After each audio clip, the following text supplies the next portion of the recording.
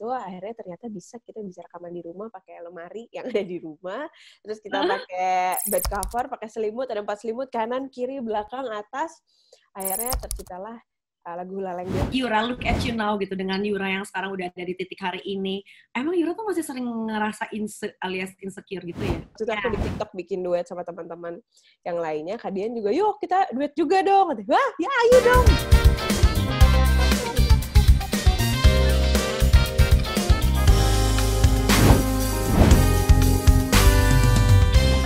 Konsep show yang bener-bener jadi impian Yura banget gitu. Aduh, dari dulu tuh aku tuh pengen banget konsep show yang drama musikal yang betul-betul grande. Aku pengen banget sih bisa menjahit semua jalan cerita yang ada di album pertama sama album kedua menjadi sebuah konsep drama musikal gitu. Itu kan drama musikal tuh benar-benar bisa melibatkan orang banyak sekali ya. Nah itu yang belum kesampaian sih. Terus pengennya juga turunannya bukan cuma dari drama musikal juga, tapi bisa turun juga ke film, semua jalan ceritanya. Itu sih yang jadi mimpi besarnya. Iya, mudah-mudahan bisa terjadi dan tercipta ya Indi ya. Amin. Nah, terus kalau ngomongin style nih Yura, ini kan Yura termasuk yang sering berubah biasanya gaya rambut terutama. Masa? Kadang curly, kadang poni, kadang enggak juga. Tapi sebetulnya rambut asli Yura tuh lurus apa? Ini asli aku nih. Aku tadi baru ya? aja keramas dan mengeringkan rambut, ini aslinya nih. Wih, ternyata semakin shiny. Cuman kenapa ada curly? Tuh kadang-kadang aku ya namanya juga perform ya, supaya kita nggak bosen sama gaya rambut yang ada. Kadang-kadang aku juga kalau misalnya perform tuh pengen banget baju yang simple, karena aku anaknya bener-bener simple, bener-bener casual, dan kadang-kadang ada style androgyny juga, gimana supaya simpelnya aku tapi juga tetap terlihat stunning, yaitu ya udah deh bajunya simple tapi rambutnya kita yang nggak simple gitu. Rambutnya yang emang afro kribo gitu. Yes. Gitu deh. Oke, tapi biasanya kalau untuk si style rambut itu diubahnya per berapa lama gitu? Kayak misalnya Yura ganti per setahun sekali atau sekali gitu. Enggak per berapa lama sih, per ini aja, per mood aja. Kayak kemarin lagu Harus Bahagia pengen yang kayak wow, atraktif, pengen yang aktif, impresif gitu. Jadi rambutnya keriting. Kalau lagunya lagi kayak kalem banget, kayak hari-hari aku kan kalem banget ya dia.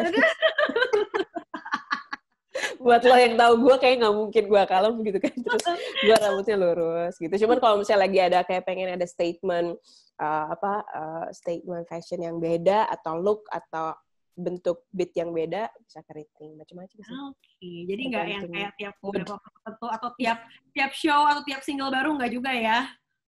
Enggak sih, gimana mood aja Ndi gitu. Oke. Kalau outfit gimana? Tadi Yura udah sempet bingung dikit kan. Jadi kayaknya Yura itu kalau identiknya tuh sesimpelnya tadi yang Yura bilang, dan juga ada androgyninya sedikit, itu biasanya setelannya celana panjang, habis itu atau outer gitu kan. Nah, terus Yura juga katanya pernah bilang di interview yang lain kalau Yura tuh tim anti rock princess. Gak bisa, gue gak bisa lagi. Gak bisa pakai rok itu ya? Gue banget dari kecil gue gak pernah pakai rok masalahnya. Kecuali waktu sekolah ya, karena sekolah kan seragam ya.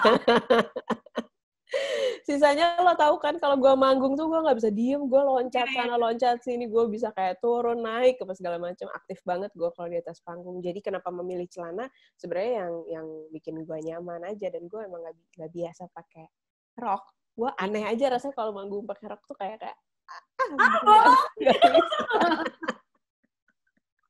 Iya. Ngerti sebagai kita yang energik, yang lincah saat itu kurang tebal gitu ya, kurang mendukung pergerakan gitu. Iya. Lebih karena pakai celana bikin gue lebih nyaman untuk beratraksi aja sih, jadi celana. Baiklah. Nah, terus nih Yura kan sebagai seorang penyanyi yang bertalenta dan juga sekarang punya label sendiri kan, gimana nih Yura ngelihat Inventory sebagai sebuah wadah buat para talent industri entertainment gitu, dari penyanyi, band, DJ, MC, sampai vendor-vendor event gitu di seluruh Indonesia. Siapa tahu nanti dari list Inventory yang kita punya ada nih yang berjodoh untuk Yura produserin, katanya juga mau mulai produserin.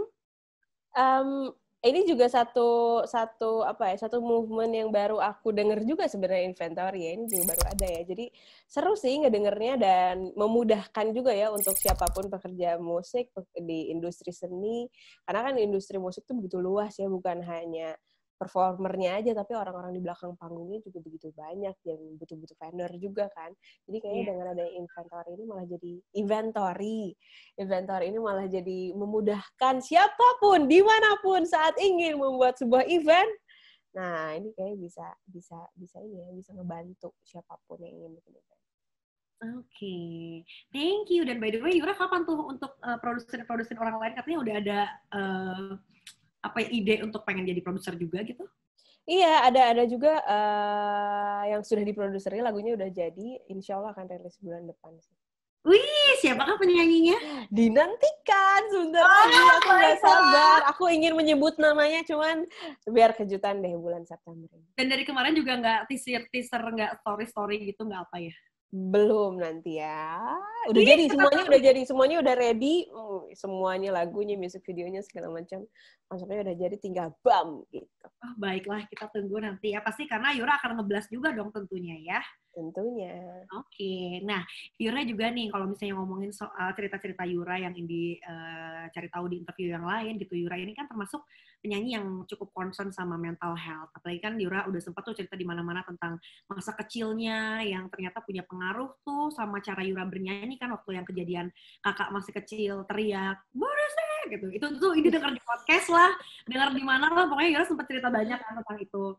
Dan akhirnya disembuhin sama hipnoterapi gitu. Nah, kalau dari pengalaman hipnoterapi yang pernah dijalanin Yura, itu ada nggak sih tips yang mungkin yang ringan yang bisa di-share sama teman-teman yang ada di sini supaya just in case punya problem yang serupa dan mereka nggak mungkin tuh untuk datang ke psikolog atau ke pakar hipnoterapi, ada beberapa tips kecil yang bisa di-share sama Yura gitu. Tips kecil menurut aku dari hal yang paling sederhana adalah bikin gratitude journal sih menurut aku. Writing gitu ya? Iya, banyak kan hal-hal atau kegelisahan atau apapun yang kita rasakan tuh biasanya kita cuma simpan sendiri di kepala kita. Mungkin kamu tipe yang nggak bisa cerita sama orang lain, ataupun kalau udah cerita sama sahabat sendiri, tapi mungkin sahabat kita cuma bisa mendengarkan dan belum dapat solusinya atau apapun itu. Menurut aku yang paling mudah dilakukan adalah itu dia bikin gratitude journal setiap hari. Benar-benar kamu tulis apa sih yang betul-betul kamu rasakan, apa sih yang jadi kegelisahan. Biasanya kalau kita nggak ditulis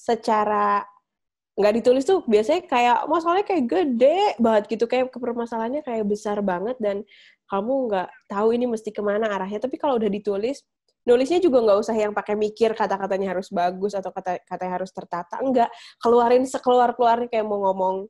Misalnya kamu tipe yang nggak tega ngomong kasar sama orangnya gitu, tapi kalau kamu nulis ya nggak apa-apa, dikeluarin aja kata-kata apapun semua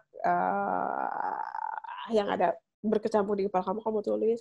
Makin kamu tulis tuh kamu makin tahu, oh sebenarnya apa sih akar permasalahannya, sebenarnya apa sih yang harus kita cari solusinya paling awal, sebenarnya apa sih yang gue rasain sebenarnya apa sih yang udah gue rasain dan udah berapa lama sih ini kita rasain gitu. Jadi paling sederhana dan mungkin belum sempat ke hipnoterapi atau ke psikolog, itu paling bener ditulis dulu sih. Terus emang harus cari siapapun itu, jangan pernah dipendam sendiri sih, minimal ceritain ke sahabat kamu, karena kalau kamu pendam sendiri nanti kayak bebannya berat sendiri gitu. Saat kamu udah ceritain atau dikeluarin lewat tulisan atau lewat ucapan ke orang yang kamu percaya tuh ada beban yang jadi kayak jadi lebih ringan ya ternyata saat kita sharing, karena sharing is caring, guys. Setuju. Dan minimal mungkin kalau dengan si gratitude journal itu ketika you write it down, itu tuh kayak mengurai apa yang ada di isi kepala kita supaya jangan kosong lagi gitu kan.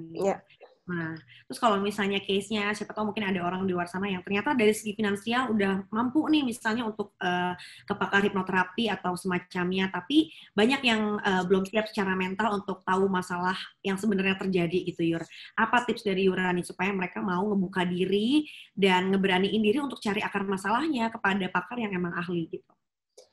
Kalau dari apa yang aku udah alami sih sebenarnya kalau misalnya emang kita betul-betul belum ketemu sama akar masalahnya, si permasalahan itu akan terus berulang seumur hidup kita kalau kita nggak nyelesain akar masalahnya. Mungkin di permukaan kelihatan kayak masalahnya bentuknya kok berbeda ya, kok ketemu lagi, atau kalau kamu betul-betul sadari atau kamu tulis kok ketemunya masalah ini lagi gitu dalam hidup. Nah sebenarnya jadi harus benar-benar aware sama diri kita sendiri, betul-betul harus cari akar masalahnya apa sih. Insya Allah kalau akar masalahnya udah ketemu dan kita bisa menyelesaikan itu, nanti ke depannya tuh betul-betul bisa memutus rantai yang kayak terus berulang. Kalau udah ketemu akarnya tuh udah kayak, ya insya Allah bisa lebih lebih happy lagi kamunya, lebih sehat lagi jiwa dan raganya gitu. Jadi tipsnya ya supaya mau ketemu ya balik lagi ke diri masing-masing sih, mau sampai kapan akan mengalami hal itu terus dalam hidup kamu. Oke. Nah, Harus nggak bisa dipaksa kan, soalnya kayak gitu harus betul-betul atas kesadaran diri sendiri. Bagaimana kamu mau nyembuhin diri kamu sendiri dan bagaimana kamu cinta sama diri kamu sendiri. betul. Ini salah satu form of self-love ya. Yap. Nah, terus nih kalau misalnya yang kejadian yang akhirnya Yura kan udah cerita ke publik tentang masalah masa lalunya gitu. Gimana akhirnya perubahan sikap kakaknya Yura ke Yura? Ini tuh ajaib sih menurut gue. Mungkin kalau orang yang nggak betul-betul mendalami bisa ngerasa kayak, maksudnya sama kakak doang gitu sih, sebenarnya enggak sih. Ternyata banyak teman-teman di luar sana yang ngerasa permasalahannya tuh sama, dan biasanya tuh akar permasalahan kita tuh apa yang kita alami waktu kita kecil, dan biasanya akar permasalahan itu juga terjadi justru di lingkungan terdekat kita, bisa sama orang tua atau sama ya kakak, saudara, atau malah lingkungan rumah gitu yang bisa jadi akar masalahnya. Dulu juga aku ngerasanya kayak, apa cuman gue doang kali yang ngerasain ini gitu. Gue ngerasa kayak, enggak, ini kayak bukan akar masalahnya. Tapi semakin gue masuk ke alam bawah sadar, semakin, iya ya ternyata emang balik lagi ke situ gitu. Apapun permasalahannya itu balik lagi ke situ. Ternyata saat kayak kita open, ya udah kita menerima, itu kan bahwa kata menerima, menerima diri sendiri itu ternyata ya kuncinya ada di diri kita sih, saat kita oke, ya udah yuk kita mau open. Apa sih sebenarnya selama ini yang keluh kesah biasanya gue cuman tulis, biasanya keluh kesah yang biasanya gue cuman sampaikan ke psikolog, akhirnya gue sampaikan lah kepada kakak gue saat itu kan. Gue sampaikan semua keluh kesahnya, gue sampaikan apa yang selama ini gue rasain sama dia, bagaimana gue sayang sama dia, bagaimana gue bagaimana gue juga merasa dia sayang sama gue, tapi mungkin caranya waktu kecil salah dan membekas di hati masing-masing.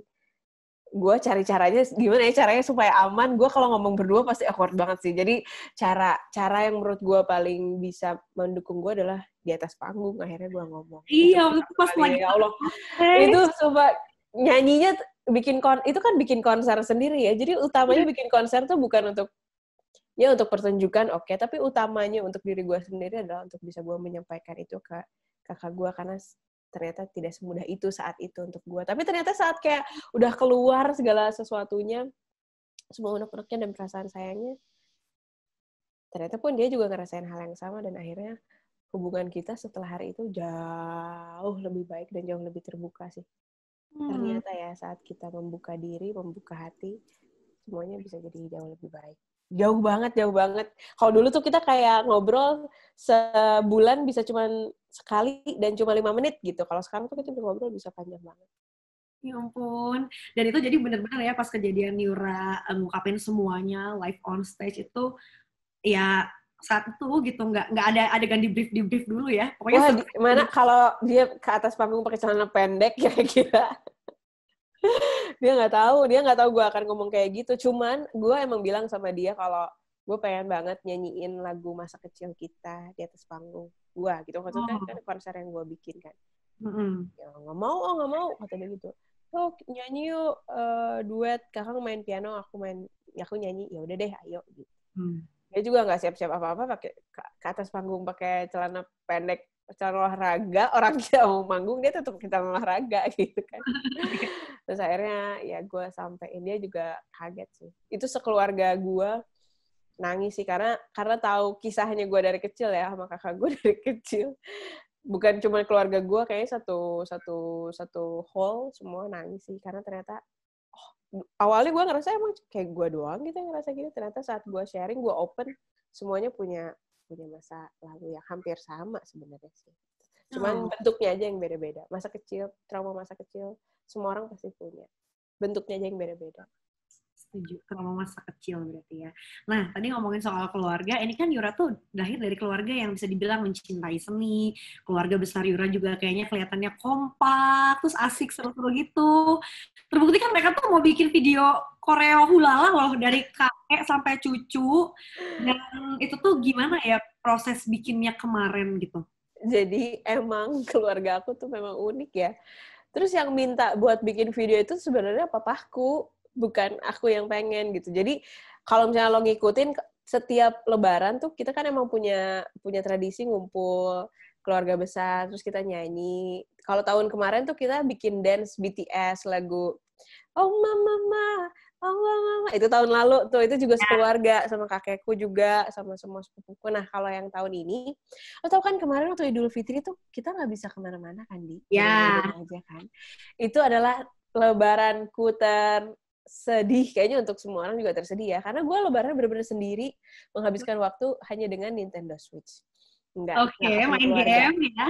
Nah, terus kemarin Idul Adha kan, akhirnya Idul Adha udah mulai longgar, jadi bisalah gue ke rumah orang tua. Terus, jadi kumpul lah keluarga besar, yang dimana gue tuh baru rilis lagu Hulala tanggal 30. Tanggal 31 kita lebaran Idul Adha maksud gue, lebaran Idul Adha. Nah, terus tahu kan, kalau kakek gue tuh kan gak pernah buka YouTube gitu-gitu kan. Ya. Terus akhirnya karena lagi ngumpul, terus nyokap gue lah bilang gini, Pak Yang, ini Neng baru rilis lagu loh. Kata mama gitu, yuk nonton gitu. Jadi di hari Idul Adha itu mamaku play lah video, dance performance video itu. Dengerin nih lagu barunya Neng gitu. Karena baru sehari rilis. Nah Pak Eyang aku tuh kan sebenarnya udah tua banget kan, umurnya udah hampir 87 kan. Nah kakekku tuh emang pencinta seni banget, dari dulu aktif banget, cuman kalau sekarang karena udah tua jadi kayak duduk lemas. Tapi uniknya ini yang namanya magisnya musik ya, menurut aku musik ini bisa ada magis yang bikin energi seseorang bisa jadi kayak berkali-kali lipat. Termasuk waktu aku mamaku play lagu Hulala, Pak Eyang yang asalnya lagi gini, terus kayak langsung kayak ngikut, pakai bahasa Sunda ya, kayak eta Neng, kata gitu. Iya Pak Yang, ini Neng, gitu kan. Nonton di TV gitu rame-rame, lucu banget. Saya Pak Yang kayak otomatis gitu, kayak ngikutin. Jadi semangat banget Pak Yangnya kalau udah denger musiknya otomatis jadi semangat lagi. Nah udah, papaku langsung ngidein, ayo dong Neng, kayak Pak Yang bikin nari dong, video Pak Yang nari gitu. Ya ampun, iya. Daripada Pak Yang aja, yaudah sekeluarga aja yuk, ayo gitu. Semua keluarga aku tuh seneng banget tampil, jadi kita arahin tuh kayak mau ayo gitu, jadi jadilah video itu gitu. Oke, coba kita lihat ya, ini videonya yang ada di Instagramnya Yura kan ya, yang Idul Adha ini kan? Iya. Ya ampun, seru banget Yura. Itu tapi pertanyaan ini nge-briefnya gimana dari yang Eyang sampai yang cucu-cucu gitu loh. Fun fact, itu kita syutingnya dari jam 4:30 sore, jam 5 sore udah beres, itu cuma setengah jam. Cepat sekali. Emang jiwanya tuh udah jiwa-jiwa perform sih ya. Jadi kayak hard thing to do aja gitu ya. Soalnya kakekku nggak bisa lama-lama berdiri kan. Jadi kayak udah, Pak Yang udah jangan lama-lama ya Pak Yang, nanti Pak Yang capek. Kayak kata aku gitu kan. Gua Pak Yang mau ayo gitu. Malah kakek aku yang pengen. Cuman sebentar, setengah jam kita bikin itu. Setengah jam doang udah jadi dengan tadi keluarga sebanyak itu ya guys ya. Lo bayangin dari Eyang sampai yang cucu-cucu tuh ada 3 generasi tuh. Nah, terus nih lanjut lagi. Ini tuh termasuk ternyata Yura punya kesukaan yang ini lumayan nyambung. Tertarik dengan dunia astrologi. Yura ini tuh ada The Pattern sama CoStar loh. Yura ada apa aja? Dulu aku sempat pakai CoStar, tapi menurut aku nggak works. The Pattern aja jadi sekarang. The Pattern ya kayak pattern tuh kayak untuk periodical time gitu. Kalau CoStar tuh kan kayak terlalu ya setiap hari banget gitu kan. Nah terus sampai ada katanya Yura tuh grup WhatsApp dengan teman-teman musisi tentang perzodiakan ini gitu. Tapi sebetulnya kalau dari Yura seberapa ngaruh sih hasil si aplikasi dengan kerelataan in real life Yura ya? Aduh, gimana ya pakai The Pattern ini, kadang-kadang kita malah heran kenapa dia tahu ya apa yang gue pikirin. Kalau menurut gitu. ya, kontributornya The Pattern tuh adalah Bin ya. Iya nggak sih? Ada sampai kayak momen gue lagi bahas apa gitu, lagi diskusi sama temen bahas ini, terus nggak lama kemudian kok muncul juga gitu. Kalau kata-katanya sedikit berbeda, tapi temanya sama. Ini kayaknya mereka nyadap deh apa gimana sih.